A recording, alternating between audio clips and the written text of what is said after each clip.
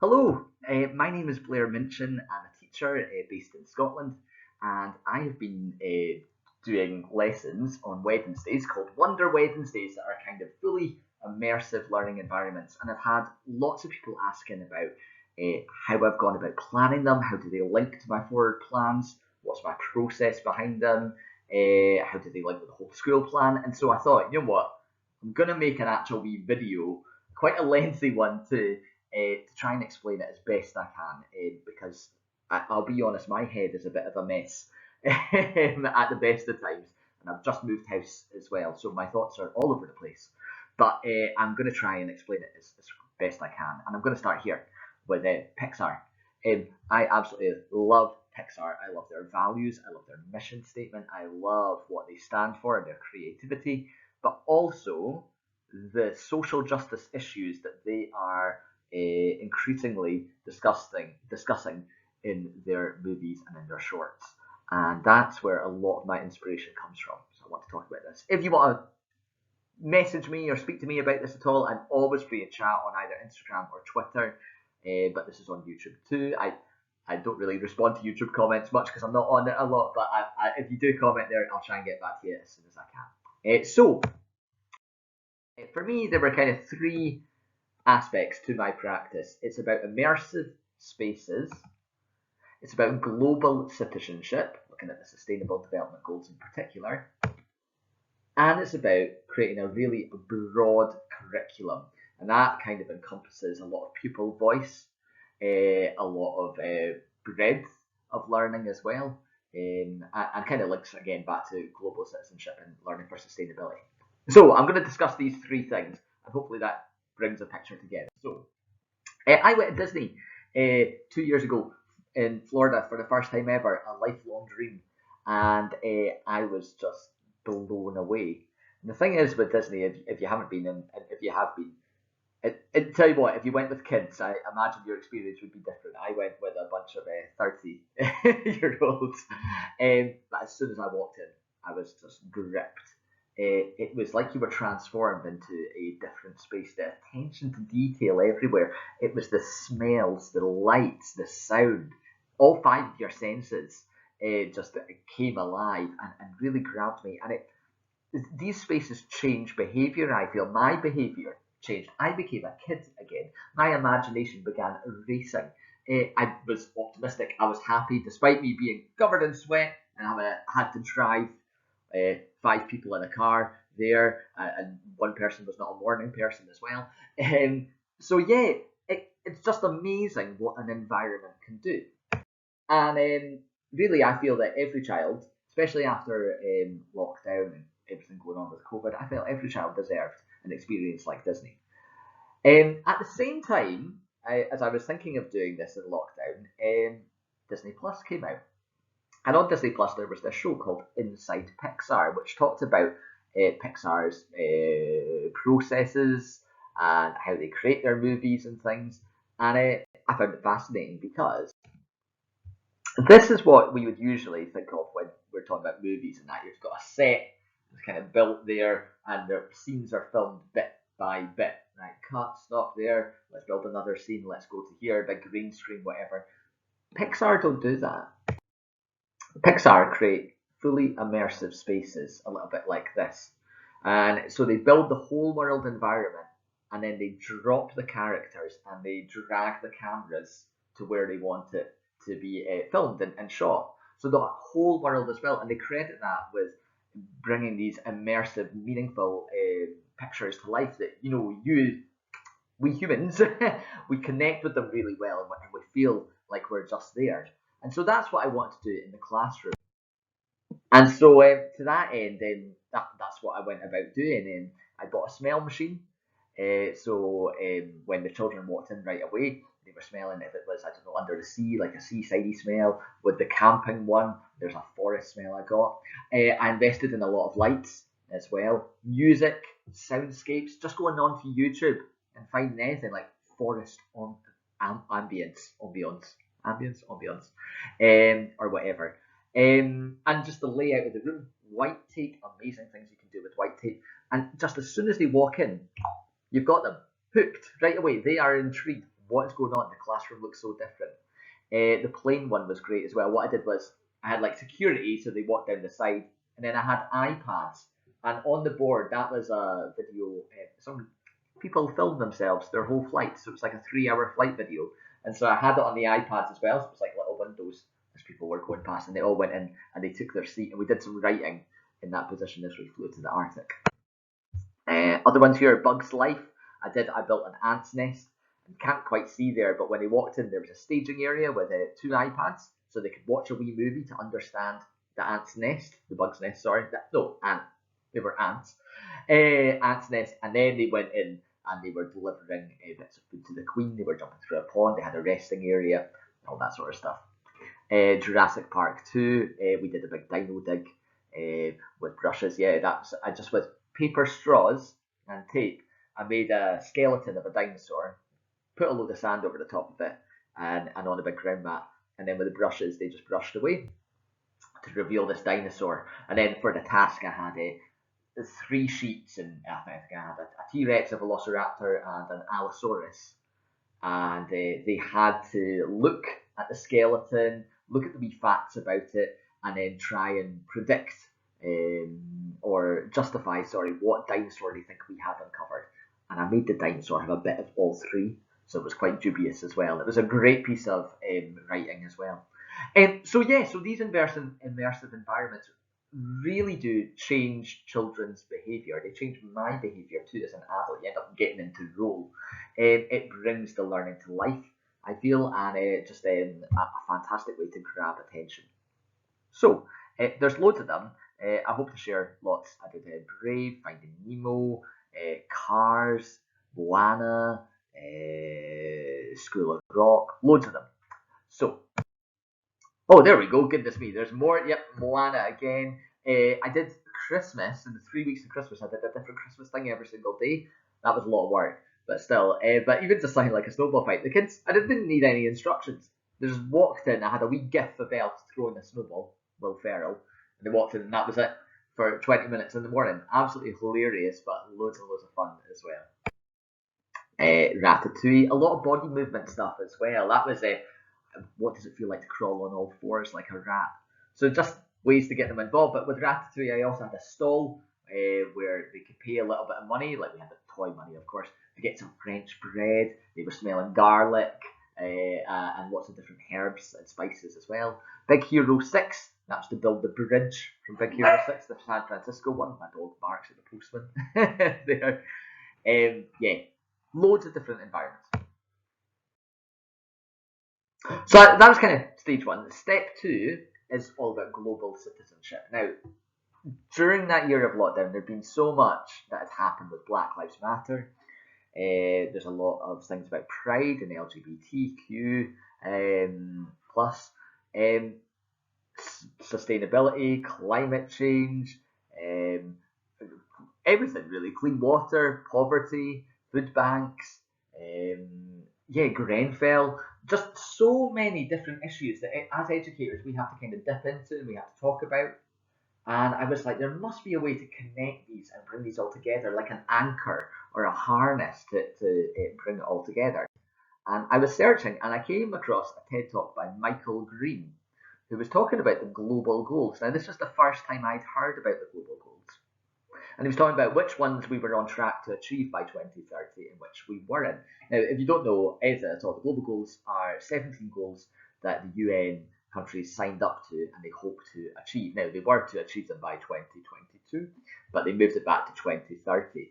We're on track for some, we're not on track for others. And I think what's interesting is we're on track for things like clean water, for no hunger, for eradicating it, but things like justice, fairness, equality, we are way behind on those, according to his research, of course. So I'd definitely say to check out Michael Green's TED Talk. I also went on a free CPD course run by Lifta. Lifta have a fantastic, I'd love to use it, this amazing program where it's like storytelling, and it's immersive environments on the iPad, 360 screens, and you scroll around people's houses and click on little videos and clips to find out about people around the world.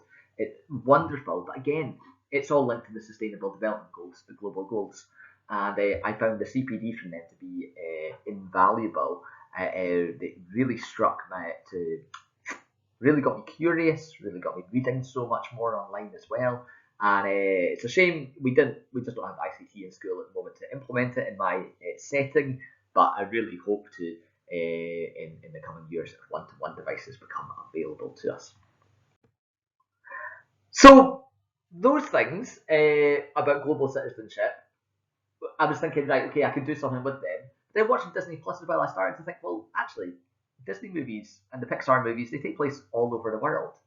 And that's kind of what my kids, they were P3, were really into and really interested in. And I thought, is there a way to combine the two? And when I looked at the Disney movies, this is an old one as well. This doesn't have the more recent movies on it. But you can see they are from all across the world. And I thought, this is maybe a great hook for global citizenship right here.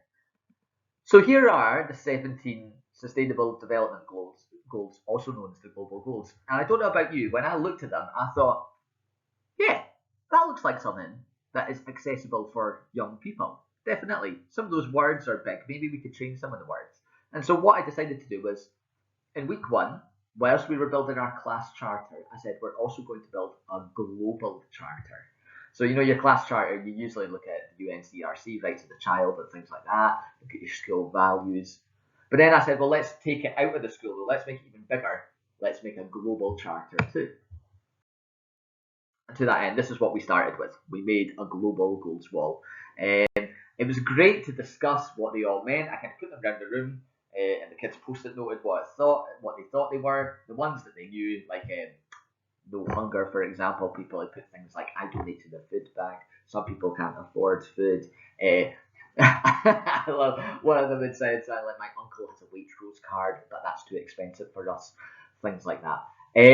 So yeah, the ones that they understood, easy Yosi. The ones that we needed to discuss a little bit more, like innovation, things like that. We sustainable communities. We discussed that a little bit, and then the kids made the wall display.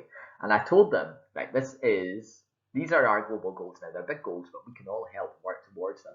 And part of that is just about educating ourselves and understanding these goals. And we're going to link our learning to it. And so you can maybe see on it as well, I had books, and as we read books in the class, I said, does this link to any of the global goals? The kids would say, yeah, this can link to this because blah, blah, blah, blah, blah. And then I'd print out a little sticker, a wee picture of the booklet, and stick that up on the global goal, and then I got a post-it note to jot down what they said about it, a wee quote from them.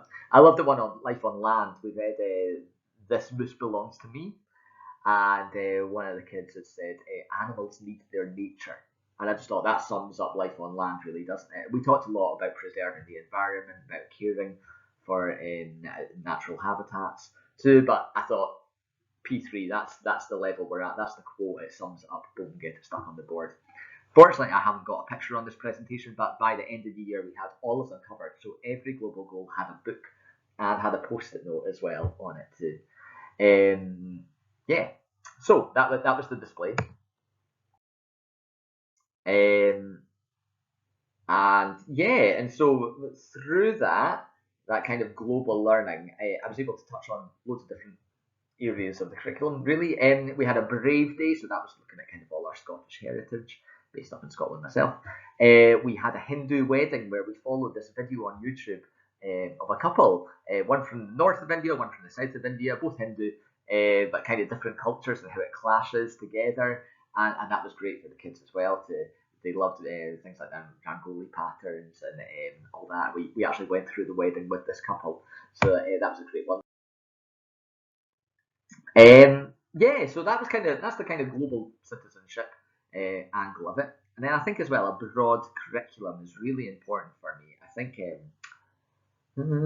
there's a tendency and a growing trend to, we talk about like knowledge organizers, a knowledge-rich curriculum, all these things, and that is super important. Yep, knowledge has a real place to play. Skills have a place to play in that, but I believe our curriculum should be broad, and it should mostly be led by the children. So after we'd done a couple of days, this was the very first one I did. It was cars, because I knew I had a child who had quite a few obstacles to learning, but they loved cars. So I thought I'm going to start my first Wednesday. It's going to be a cars day, and yeah, and from that though, after we did the first couple of days, I said to the kids, right, what could you do? And they had a sheet and they circled the global goals we could cover and gave the idea. So like Charlie and the Chocolate Factory, Moana was a real favourite, Pocahontas, Mulan, all these days came up. Anyway, so yes, sorry, a broad curriculum at cars. So here was my plan for the first day. Very rough. So when it came in, every child had a car and they were to create a track. Maths, we were looking at scale and measure. Anyway, so I thought, well, that's fine. We can do that with the car, with the speedometer on it, a bit of art, a bit of engineering. I drove my car into the playground. We do a STEM experiment with the cars to see, what slows them down, what speeds them up, and a bit of engineering with Lego as well. And you can see that that's kind of tenuous connections to those global goals. Not really touching on many social justice issues either, but this was my first foray into it. So it was just little things. This was just a thing from my lesson. What can you see? Steering wheel, gear stick, and that. Can you see a scale anywhere? Can you? Oh yeah, there we go. Da, da, da, da. So then using the morph tool on PowerPoint, that was quite a good way to say what's it pointing to 20, what's it pointing to 40, and then I had one where it was in between the two. What's that pointing to? But then, this is kind of from last term, you can see how my practice adapted too. This was Moana Day, and I started to touch on these social justice issues much more. We looked at kind of like clean water and things like that, a lot more about Polynesian culture. But I want to touch on one and just take you through one just to show you how this can all. I'm waffling. See, this is what I said. My brain is a bit of a mess. I'll just show you. I'll run through it dead quick. So for social studies, I wanted to ask them, what do you think of tattoos? And that kind of links to peace and justice and strong institutions. We looked at Maui there with all his tattoos as well, and we watched the song "You're Welcome." And I said, "Kat, how many tattoos can you spot?" Um, and so yeah, so I wanted to talk about tattoos in Polynesian culture. I had to do a bit of reading myself, but basically, there wasn't a lot of written language back then, and so people would express their culture, their history, their personality as well through their tattoos. Now, the practice of the traditional tattooing was banned because people were getting sick, but it's made a renaissance really. It's come back, and it's a real sense of pride. And so we looked at Dwayne the Rock Johnson, his tattoos. We kind of discussed what do you think some of them mean. And then we also said that the position of the tattoo it has a meaning. So I was asking them why, if you get a tattoo on your head, it represents wisdom. Why do you think that is? Kids are like, oh, because your brain's there, and that's where you have your thoughts. Yeah. Da, da, da, da. Number 3 represents new life. You can see that's maybe why I missed some out at P3 level. We didn't want to go into that too much. But they started getting the idea that there's a real meaning behind these tattoos. And so then I showed them some and what they meant. I loved the Tiki as well, so I understand that in Polynesian societies of old, they had this kind of belief that they didn't know what God looked like. So your Tiki, your spirit guardian, kind of looked whatever way you thought it was. So you could effectively design your own Tiki to an extent. And yeah, so the kids really enjoyed doing that as well. So they had to go. So they ended up getting the black paint on a stick and on a piece of paper, just hammering away and making their own tattoos. But then I linked it at the end with my plenary back to recent comments about Piers Morgan, who had picked out a head teacher who has tattoos, and he said, I would never employ anybody as a teacher with tattoos. And I said to the children, what do you think about that? And it was amazing. Right away, they started linking everything straight back to what we just discussed. And saying that, well, it could be his culture, it could be his way of expressing himself, doesn't represent you and your thoughts in your head and that. We shouldn't judge people on how they look and things. And to that end, I also showed them as well. This is a counsellor from Samoa with her traditional Maori tattoo underneath her mouth, and the kids.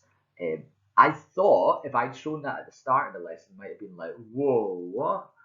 But they honestly, some of the girls were just like, she's beautiful, that's lovely.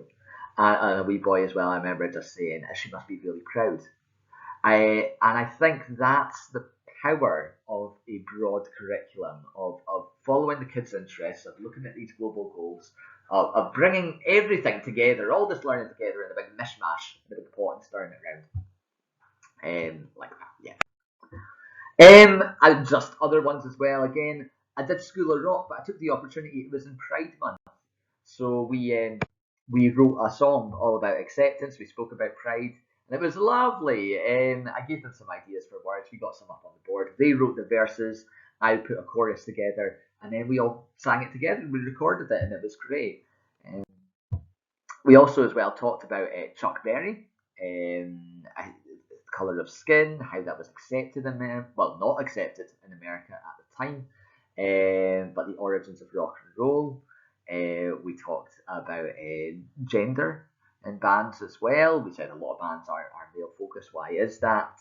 Male heavy, sorry, why is that? We looked at things like Haim and that too. So it's touching on all of these global goals through lots and lots of different ways through a really broad curriculum. And people ask me, so how does this link in? Well, on a Wednesday, that's when I decided to do these Wonder Days. They were just a one-off day. So in the morning, the room was all set up with like 3 play activities. So kids would come in, it's about 6 or 7 for them to choose from, and they just carousel for the first half hour around them. It's quite nice as well, because you just get a chill. Really go around, just probe, ask those wee questions, kind of direct the play a little bit. So it is, some of it's teacher led, but a lot of it quickly becomes child led too. It goes off in different angles, and I love that. Literacy was always linked to our forward plans. I did writing. Every Wednesday was when I did my writing focus. And so we went through persuasive writing with things like Jurassic Park and with our flight to the Arctic, right through to imaginative writing where we were looking at structure, and I think that's what we were doing. And that when they're structuring your writing with a beginning, a middle, end. Actually, it was more like set the scene, action, speech, blah, blah. Maths as well followed my forward plan. So you can see we were looking at data handling. So on Tuesday, I was looking at a spider graph. On Wednesday, we were doing that as well with the football one. They were going outside playing, doing different football drills, rating themselves, and then coming in and making their own spider graph. And on Thursday, line graph. So there is continuity there. The science as well, linked to what we were doing. The art as well, linked to our happiness topic, where that was all about acceptance and things. And so we were looking at Rangers and Celtic and the Ranger celebrations and the fallout from that. So everything did link to the forward plans, and that's kind of how I just fitted it in every Wednesday. It was a different day every Wednesday, of course, but like for the whole of that last term, everything was based on data handling. Every maths lesson I was doing was data handling. We did a lot of angles as well with Big Hero 6, that was coding things. The flight to the Arctic, that was about angles as well, about 90 degree, 45 degree turns to get a drone across the Arctic and deliver supplies. Yeah, so it is possible. It's not just random. It is possible to actually have consistency, rigor with your curricular design, and to bring it all together that way.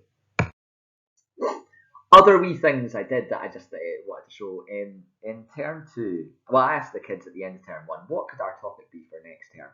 And had lots of suggestions. But one of them said, could we look at poetry and could we make a global gold poetry book? And I thought, do you know what? Yeah, because I kind of like to make Christmas a big thing. So that's 3 weeks. So the term's only 5 weeks. So why don't we focus on poetry? We'll look at lots of different types of poems, but we can also really focus in on these global goals and look at what they mean. So that's kind of one-off lessons on a Tuesday and a Thursday, looking at individual goals. And yeah, and what the kids ended up doing was creating their own poetry book. We got it published, got it printed, and yeah, it was lovely, really. 17 poems in there. They were written in pairs, and the front cover as well was just made on a large scale. Took a photo of it on my phone, made it smaller. stuck it on the front of the book, and they've got that now. It's a real source of pride. It sits right in the middle of our bookcase, right at the front of the classroom too. And not all of these are inspired by me, but some of them are. It's been amazing to see how different schools and different classes have taken this idea and started to make their own global goals walls, and link their learning to it as well. Loads of different ways to do it too. I love the map. I love the string too, and I like the post-it notes as well. We use a lot of post-it notes throughout the year, so there's loads and loads of different ways to do it. And if you search for it on Twitter and on Instagram, hashtag global goals, hashtag SDGs, you'll find it. If you're looking for it, you will find these things. So that's it. That's my three kind of the three elements to my design around these Wonder Wednesdays. It was about creating immersive spaces because that brings the positive behaviour, the mindset, the curiosity naturally flows from it. So you've got them hooked. That's your hook, your immersive space, hook. The global citizenship is a super important thing. It's something that we should all be looking at as educators in schools, winding it out. And yeah, that linked in there. And then a broad curriculum, making sure that we're not narrowing down the experiences of children. We're hitting on everything, the expressive arts, the sciences, the technologies. That means your embroidery, your woodwork, all those things. And letting the kids lead a lot of the learning and direct it too. So, yeah. I hope as well, this is like the poster child, isn't it, Greta? This is what we want. But I think if we want more young people to take a stand, to have confidence and drive in pushing for social justice. Well, yeah, I'm waffling. See, this is what happens when you don't write things down, eh?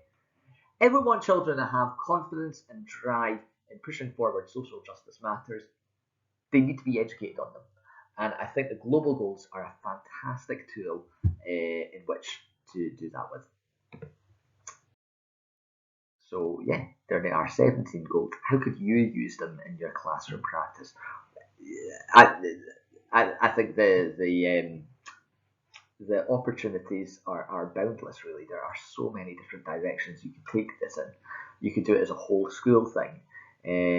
I like the idea of linking your school values to the global goals. That's something I'm going to do next term. But a global goals charter is also ace because it sits really nicely beside your own class charter and beside the UNCRC, which has just been signed into law in Scotland.